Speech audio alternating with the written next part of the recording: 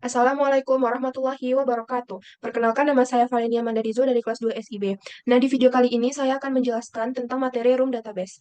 Nah, sebelumnya apa itu Room Database? Room Database adalah ORM atau Object Relational Mapping yang merupakan bawaan Android yang menyederhanakan penggunaan database SQLite. Nah, di sini terdapat tiga komponen utama dalam penerapan Room ini. Nah, yang pertama itu ada entity class, yaitu merepresentasikan tabel dalam database. Yang kedua ada DAO, yaitu Data Access Object, yaitu interface untuk akses data, query, insert, delete, dan juga update. Nah, yang ketiga ada database class, yaitu kelas yang menghubungkan DAO dan database SQLite. Nah, eh, di sini saya diperintahkan untuk membuat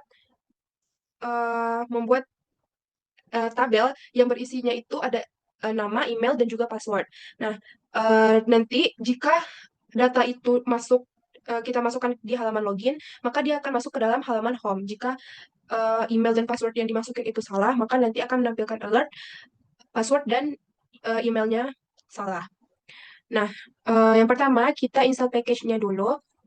Di sini itu di build Gradle kita menuliskan yang ini. Itu berguna untuk menambahkan plugin KSP, yaitu Kotlin Symbol Processing, di dalam proyek Gradle-nya. Jadi tanpa langsung menerapkan si apply false-nya. Jadi kita udah menyiapkan plugins-nya dulu sebelum digunakan. Jadi nanti kalau mau digunakan kita tinggal menjalankan aja. Terus di sini di build Gradle KTS-nya juga yang di modul app kita menerapkan yang ini itu untuk menerapkan plugin KSP-nya itu langsung ke modul tersebut agar bisa digunakan untuk proses anotasi atau generate kode otomatis saat dibuild nantinya. Nah, yang terakhir kita juga menerapkan ini yaitu digunakan untuk mengintegrasikan Room ke dalam proyek Android. Nah, selanjutnya kita membuat tiga komponen utama tadi, itu ada DAO, entity, dan juga ini database-nya. Nah, di dalam DAO itu saya ada user DAO. Nah, user DAO ini yaitu interface-nya itu berguna untuk mengambil user berdasarkan email dan password yang udah kita tetapkan masuk ke dalam database nantinya. Nah, di sini ada entity juga. Nah, di dalam entity kita membuat tabel ada email dan juga password, yaitu ada emailnya string, passwordnya string, dengan nama tabelnya user. Nah, selanjutnya di app database-nya itu, nah ini terdapat database pemailan DAO-nya itu di sini untuk menambahkan user entity-nya yang udah kita buat tadi. Nah, yang ini untuk mengupdate versi database-nya jika nanti akan ada perubahan struktur. Nah, yang ini export schema itu untuk mengatur export skemanya sama menambahkan database-nya ini. Nah, selanjutnya di sini terdapat abstract fund node DAO, yaitu untuk DAO untuk si node entity-nya. Terus di sini juga ada abstract fund user DAO, itu DAO untuk user entity-nya, yaitu untuk menambahkan si user DAO-nya nanti di sini. Nah, selanjutnya ini untuk membuat instant database secara thread safe. Jadi nanti jika belum ada instannya, maka akan membuat instan baru menggunakan room database-nya ini. Kan karena kita belum ada database-nya tadi, jadi kita menggunakan si room database-nya ini. Nah, selanjutnya saya membuatnya itu di dalam fragment more. Nah, di halaman fragment more ini saya eh, seperti biasa menetapkan bindingnya. Terus selanjutnya di sini menetapkan variabel database dan juga adapternya. Di sini saya nama adapternya itu not adapter dan juga tadi database-nya itu namanya app database. Nah, ini file notes-nya. Selanjutnya di sini ini override on create-nya.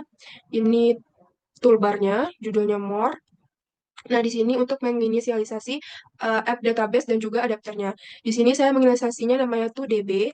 Terus nama adapternya itu ini nama database-nya app database, nama adapternya itu not adapter. Nah, di sini nama eh, tabelnya. Nah, selanjutnya di sini ada binding ref nodes ini untuk menetapkan si adapternya tadi. Nah, di sini nanti juga akan ada garis pemisah antara data satu dan data 2-nya. Selanjutnya ini ada FAB node yang ini. Gunanya untuk menangani klik pada tombol floating action button atau FAB yang namanya tuh di situ saya buat FAB node. Terus juga saat memulai aktivitas baru yaitu node form activity. Nanti saya jelaskan tentang node form activity-nya. Nah, selanjutnya itu bagian yang ini private font fetch nodes itu tuh gunanya untuk mengambil data catatan dari si database-nya itu secara asinkronus dengan coroutine yang life cycle scope-nya itu. Nah, di sini kita mengambilkan value datanya itu sama dengan DB not DAO, yaitu mengambil semua catatan dari database-nya itu lewat si DAO-nya itu. Nah, di sini notes clear itu untuk menghapus datanya itu. Di sini juga ada not at all, yaitu menambahkan data baru ke list lokal. Nah, di sini juga ada adapter notify data set change, yaitu untuk memperbaharui tampilan recycle view-nya itu akan menampilkan data-data yang barunya. Terus di sini ada override on resume. Itu tuh berguna untuk memanggil fragment aktif kembali saat setelah dari si not from activity tadi. Nah, maka tampilan ke pengguna tuh akan data terbaru. Nah, selanjutnya di sini ada fun delete. Ini berguna untuk menghapus uh, data dari database, yaitu menghapus catatan yang kita pilih nantinya. Selanjutnya itu ada note adapter. Di sini terdapat private file notes, yaitu daftar data yang akan ditampilkan nantinya. Selanjutnya di bawahnya ada private file note fragment. Fragment more itu nama untuk mengakses fungsi delete-nya. Terus di sini juga ada note view holder inner class, yaitu kelas internal yang akan merepresentasikan satu item atau tampilan di dalam daftarnya nanti. Nah, di sini juga menggunakan item not binding untuk mengakses si UI-nya. Terus di sini ini berguna untuk menampilkan data, email, password dan juga namanya. Di sini untuk pengambilan nama, ini email dan ini password. Nah, ini ada set on click listener, yaitu handle klik itemnya. Nah, saat diklik nanti di dalam itunya maka dia akan menampilkan namanya. Selanjutnya ini tombol handle hapusnya. Nah, di sini terdapat buttonnya itu namanya button delete. Jika nanti kita mau hapus datanya, maka akan ada uh, uh, pesan muncul hapus data. Apakah kamu yakin ingin menghapus data ini? Nah, nanti kita bisa pilih ya. Kalau iya, maka dia akan menghapus data. Kalau batal, maka nanti dia akan kembali dan tidak akan menghapus datanya. Terus selanjutnya itu ada not from activity. Nah, di dalam not from activity ini, nah di sini saya inisialisasikan DB-nya itu database. Terus ini juga seperti biasa menggunakan binding. Nah, selanjutnya ini di atasnya ada toolbar dengan judulnya itu not from.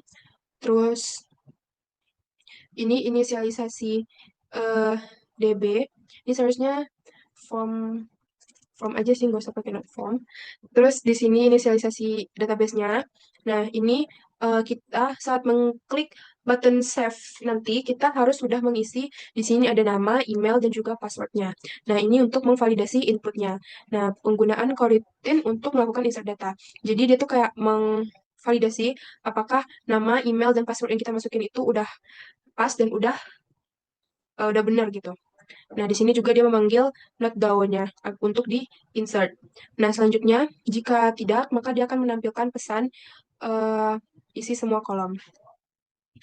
Selanjutnya, di dalam halaman login, nah di halaman login itu saya juga menerapkan ininya, database-nya itu, inisialisasi database-nya itu.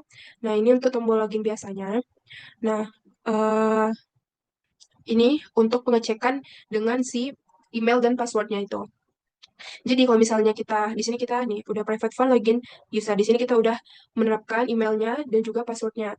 Ini untuk mengecek apakah datanya itu dengan email dan password yang sudah ada di dalam database itu. Nah, ini kalau misalnya datanya itu ditemukan, maka dia akan berpindah ke main activity jika loginnya tadi itu berhasil. Nah, selanjutnya di sini dia akan menentuk login setelah loginnya nanti berhasil. Jika login berhasil, maka akan ada teks login berhasil. Nah, jika password atau email yang kita masukkan itu salah atau error, maka loginnya itu akan gagal dan akan menampilkan teks username atau password itu salah. Nah, di sini saya membuat halaman item note itu untuk si database-nya tadi. Ini tampilannya. Nah, di sini ada name, ada email, dan juga ada untuk passwordnya. Nah, di sini ada juga icon sampah untuk menghapus datanya nanti. Nah, di halaman fragment more ini, saya menerapkan toolbar di sini. Terus di sini ada recycle view-nya untuk menampilkan data-datanya itu nanti. Dan juga saya menggunakan floating action buttonnya tadi untuk menambahkan datanya di note formnya juga di sini. Jika kita mengklik untuk menambahkan database tadi, maka kita akan masuk ke dalam halaman ini. Di sini juga saya menggunakan toolbar. Terus di sini ada untuk menambahkan nama, email, dan juga password. Di sini dibuat dalam bentuk card. Terus di sini juga ada button save. Kita bisa coba untuk jalankan. Oh, ini note down-nya. Nah, di note down ini juga saya udah nge interface daunnya. Ini untuk menambahkan notasi delete untuk hapusnya nanti. Ini insert untuk menambahkan insertnya. Nah, ini query untuk mengambil data berdasarkan email dan passwordnya. Nah, ini untuk mengambil semua data dari tabelnya nanti. Nah, di Node Entity juga, di sini nama nama tabelnya, terus juga di sini ID-nya, terus di sini ada name, email, dan juga password.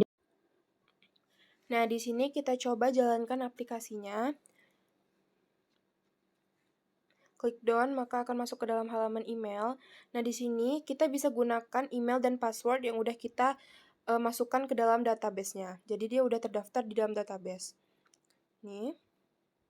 Nah, maka akan login berhasil. Dia akan langsung masuk ke dalam halaman home. Nah, selanjutnya ini adalah halaman more. Di halaman more ini terdapat data-data yang ada di dalam database-nya. Jadi menggunakan data-data ini kita bisa login. Di sini kita juga bisa menambahkannya.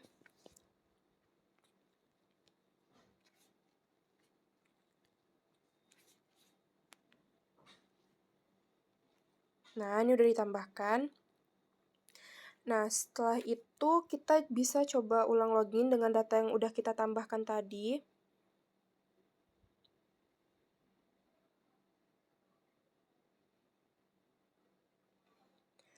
Nah, sebelumnya kalau kita login menggunakan akun yang tidak terdaftar, maka dia akan menampilkan alert username dan passwordnya itu salah. Jadi kita harus masukin yang sesuai. Yang udah kita buat tadi. Ini. Nah, maka dia akan masuk ke dalam halaman home-nya. Nah, di halaman more-nya ini kita selain bisa menambahkan, kita juga bisa menghapus datanya. Nah, gitu. Jadi data yang udah dihapus, itu dia nggak bisa login lagi. Baik, mungkin hanya itu yang dapat saya sampaikan. Mohon maaf atas segala kekurangannya. Assalamualaikum warahmatullahi wabarakatuh.